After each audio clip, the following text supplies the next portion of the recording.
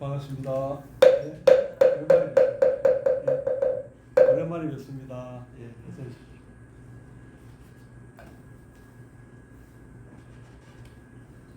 이렇게 오늘 이 무량사 백중 천원 천도제 이제 오늘 이제 날입니다.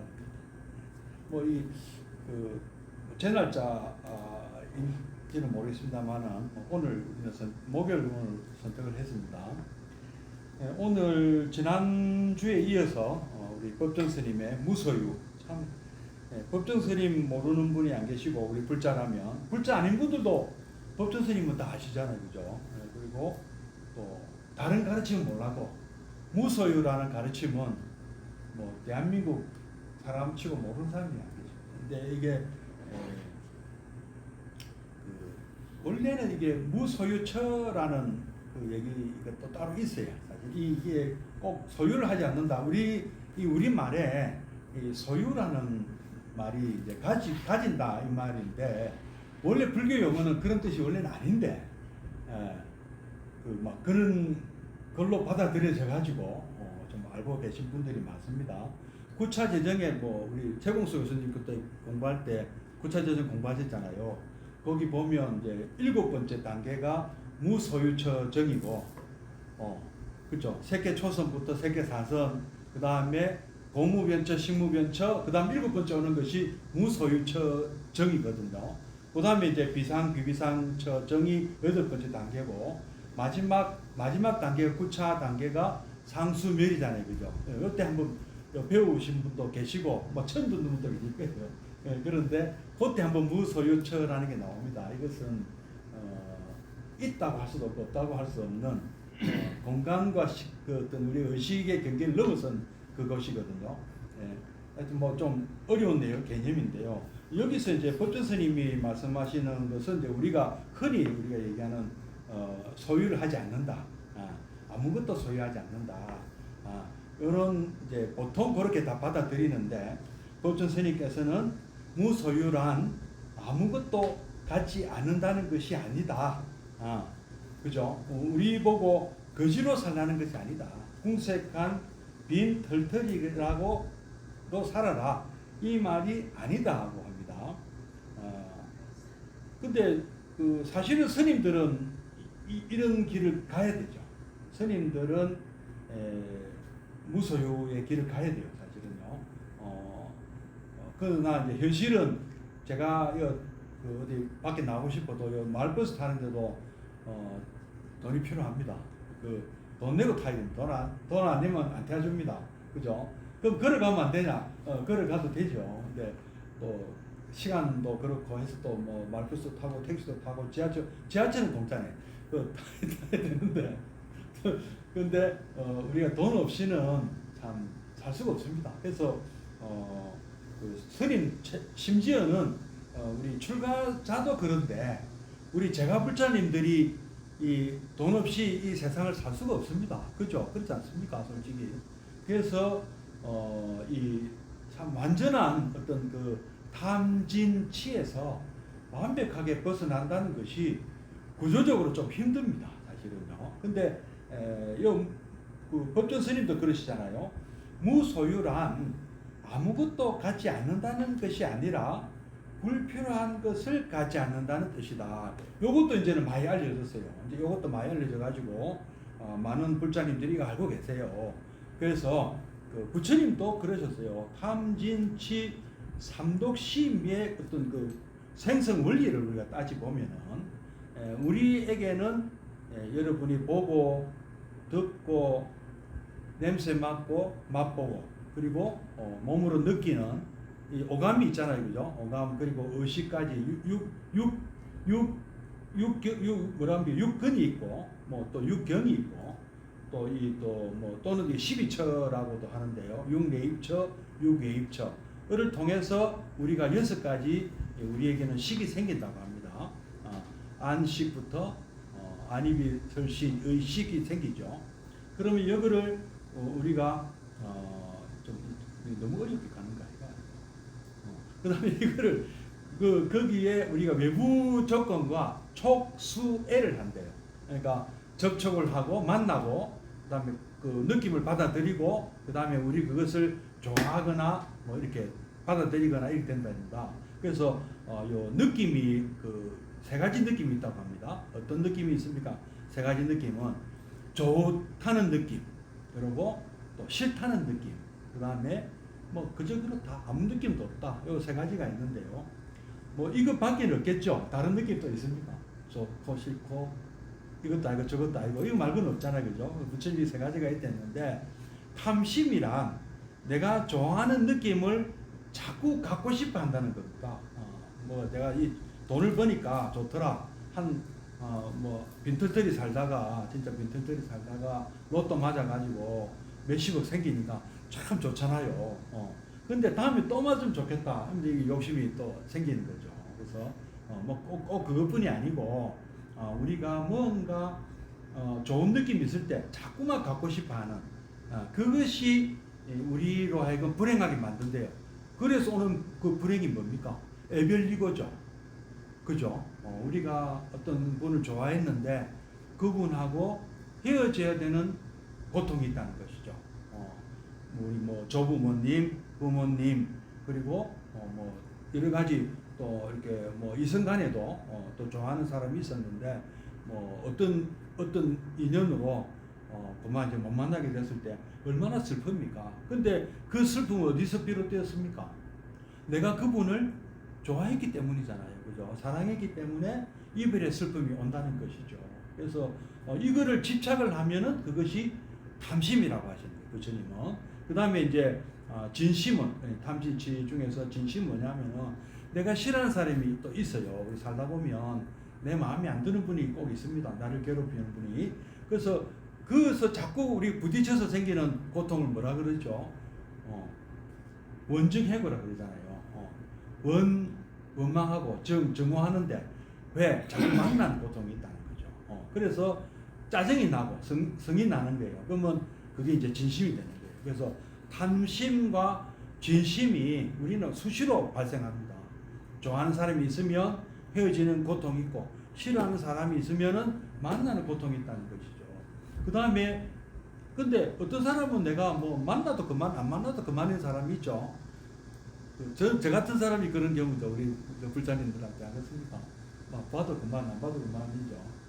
뭐 100일 때는 한번 보고 뭐 생각 안 나죠.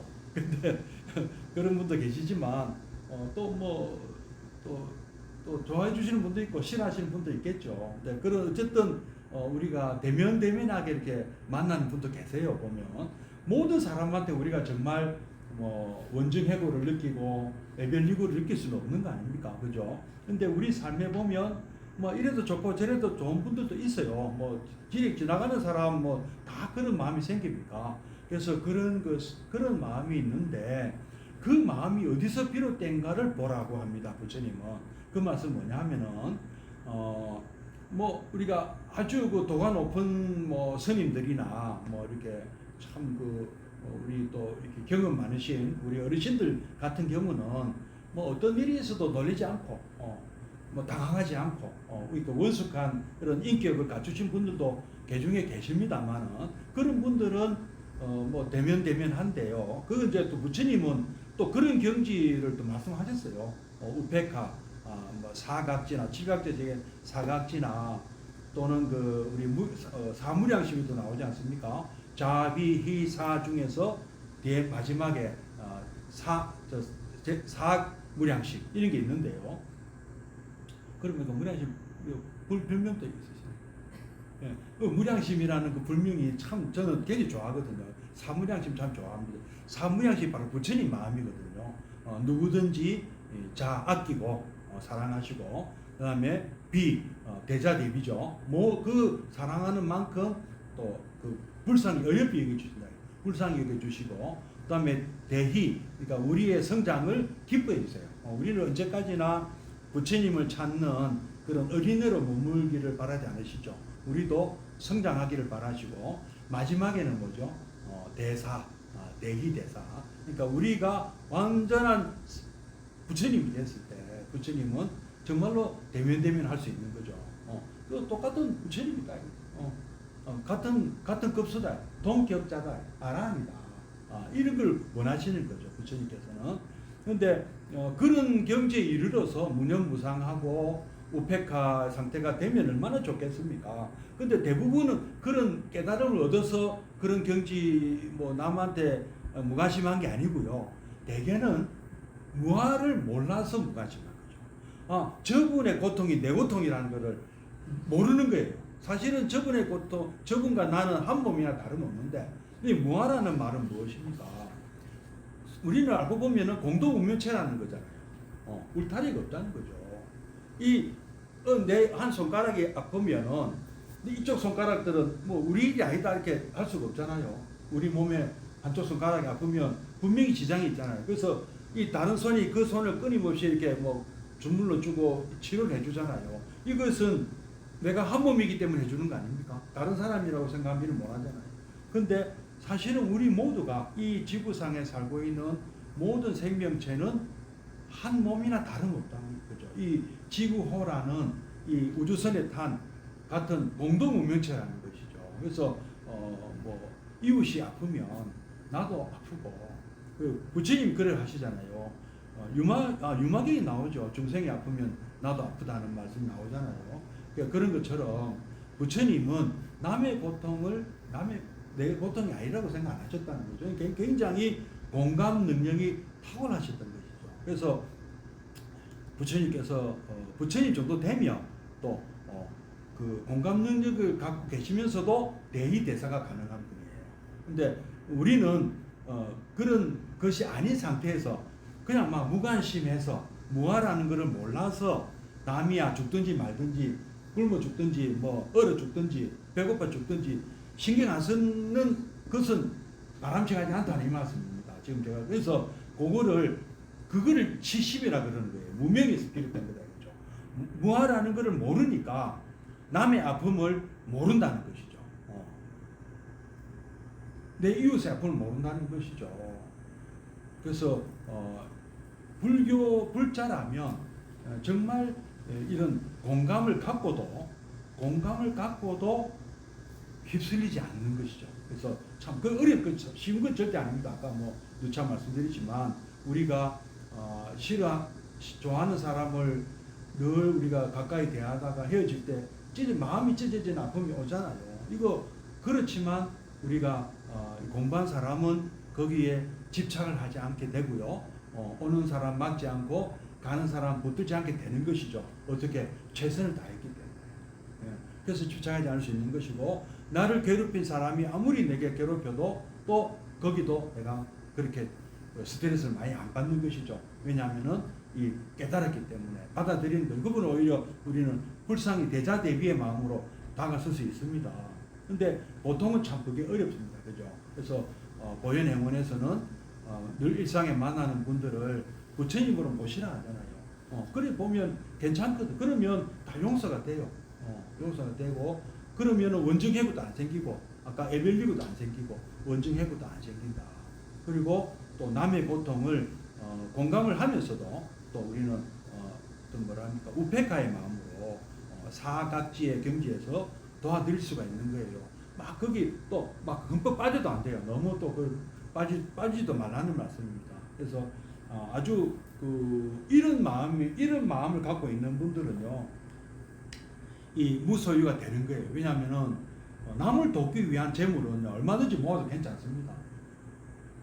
그런 마음을 갖고 계신 분은 얼마든지 부자가 돼도 됩니다. 그래서 그 부처님이 수달타 장자한테 그러셨잖아요.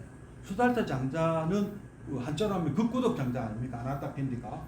그러니까 극고독이란 말은 뭐냐면은 고독한 사람을 돕는 분이라는 뜻이거든요. 고할 때 고, 독고는 할 때 독이라. 이런 사람들을 돕는 분이라. 그러니까 재물이 있으면 막 그런 사람들 돕는 거예요. 그래서 수달타 장자, 당신은 얼마든지 돈을 벌어도 된다. 어떤 조금도 뭐 내가 하는 일에 이거는 내가 욕심으로 하는 일이 아니냐 이런 생각하지 마라. 얼마든지 부자가 되면, 그대가 부자가 되면 될수록 많은 사람에게 도움이 되기 때문에 부자가 돼도 좋습니다. 이렇게 말씀하셨어요. 그래서 그런 무소유다. 진정한 무소유는 우리 출가자는 뭐 출가자도 마찬가지입니다. 출가자도 뭐 기부금이 들어오지 않겠습니까? 뭐 우리 보시금도 들어오고요, 불공금도 들어오면 그런 어떤 그런 일에 써야 되는 거예요. 남을 돕는 일에, 남을 돕는 일에 써야 되는 거고, 불필요한 것을 갖지 않는다. 그렇죠. 자기는 갖고 있을 필요가 없는 거예요. 들어오자마자 바로 막 쓰는 거예요. 또 그런 데 쓰면은 직접 우리가 그 불자님들이 직접 쓰시는 것보다는 오히려 잘 쓸 수 있다고 보고, 그러니까 공덕이라는 게 그런 거죠. 내가 부처님한테 불공을 올린 까닭은 내가 이 밥 먹는 것보다 부처님이 이 밥을 드시고 얼마나 많은 좋은 일을 할 것인가. 그러면 내가 직접 짓는 공덕보다는 부처님을 통해서 짓는 공덕이 엄청 커지는 거죠. 그것도 내 공덕이거든. 왜 부처님이 짓는 공덕이 내 공덕입니까? 회양을 하시잖아요, 부처님. 그걸 회양을 하시기 때문에 내 공덕이 되는 거예요. 내 공덕도 마찬가지예요. 내가 짓는 공덕도 내가 회양을 해야 되겠. 이게 많은 사람이 도움을 준다 이 말씀 아닙니까? 그래서 또 그런 말, 대승불교라는 것은 그래 얘기합니다. 탐진치이 삼독심을 줄이려고 하는 것이 아니에요. 그냥 놔두라. 대신에 나누라. 나눌 줄 알면은 다 탐심 얼마든지 돈 벌는 욕심 가져라. 그리고 그 대신에 나눌 줄 알면 된다. 그 다음에 진심도 뭐 누구 미워하고 싫어. 나쁜 놈 하는 놈 미워해라. 그건 괜찮다. 그거는 공익에 부합되는 거니까. 공공이니까. 그런데 치심은 아니에요. 치심은 아무짝에도 도움이 안 됩니다. 이 부처님 공부를 하는 까닭이에요. 우리는 빨리 이 이치를 알아서 무명에서 벗어나야 돼. 그러려면 무아를 확실히 알아야 돼. 저 사람이 아픈 거는, 내 자식이 아픈 거는 내 아픔이라는 걸 공감을 쉽게 할 수 있는데, 그 조금만 한 단계만 멀어져도 우리 공감 잘 못합니다. 부처님도 처음에 그렇게 시작하셨어요. 부처님도 처음에는 내 부모님, 내 처자식이 행복해, 나도 행복하다 하는 마음에 출발하셨는데, 점점 공부를 하시고 깨달음을 얻으실수록 어떻게 됐습니까? 많은 분들에게 도움을 주는 그런 삶을 사셨잖아요. 우리도 따라갈 필요가 있다. 이겁니다. 나머지 한번 쭉 읽어보고 끝내겠습니다. 무소유의 진정한 의미를 이해할 때 우리는 보다 홀가분한 삶을 이룰 수 있다. 우리가 선택한 맑은 가난은 그보다 훨씬 값지고 고귀한 것이다. 우리 죽을 때 못 가져갑니다. 근데 내가 지은 공덕은 이것이 나는 뭐 내가 죽어봐서 내가 아는 건 아닌데요. 그렇다 그러세요, 부처님이. 또 그런 것 같아. 내가 죽을 때 마음 편하게 죽을 수 있는 것 같아. 내가 다 회양을 다 했을 때. 이것은 소극적인 생활 태도가 아니라 지혜로운 삶의 선택이다. 이렇게 한번 살아봐라. 행복 안 한가? 안 해보면 모른다. 우리 봉사활동 해본 사람분들이 그런 말씀 많이 하세요. 이거는 내가 남을 돕는 게 아니고 내가 그분들 통해서 내가 도움 받고 내가 배웠다. 행복하다. 남을 돕는 게 이렇게 행복한지 몰랐다. 이런 말씀을 다 하시더라고요. 실제로 해보면 안다. 얼마나 그것이 보람이 생기고 행복한 삶인지. 이게 지혜로운 삶이다. 만족할 줄 모르고 마음이 불안하다면, 그래 우리 소위 말하는 부자들은요, 만족할 줄 모르는 특징이 있고, 그 다음에 또 무슨 특징이 있습니까? 늘 불안해해요. 왜? 누가 사기치고 내 돈 뺏어갈까봐. 심지어는 스위스 은행에 넣는 것도 불안해요. 그것도 불안해. 이 불안하니까 스위스 은행이 맡기겠지. 우리나라 은행도 못 믿어요.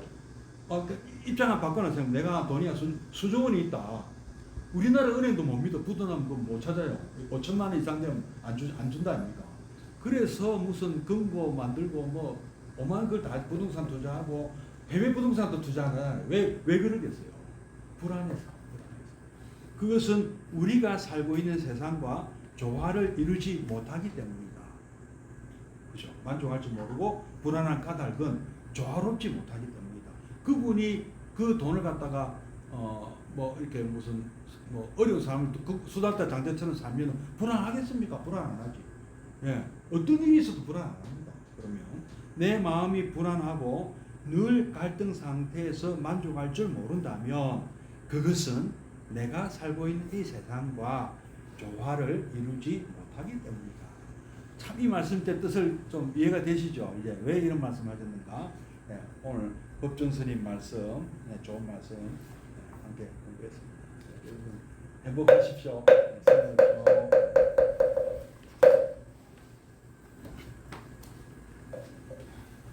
네, 모두 일어서 주십시오.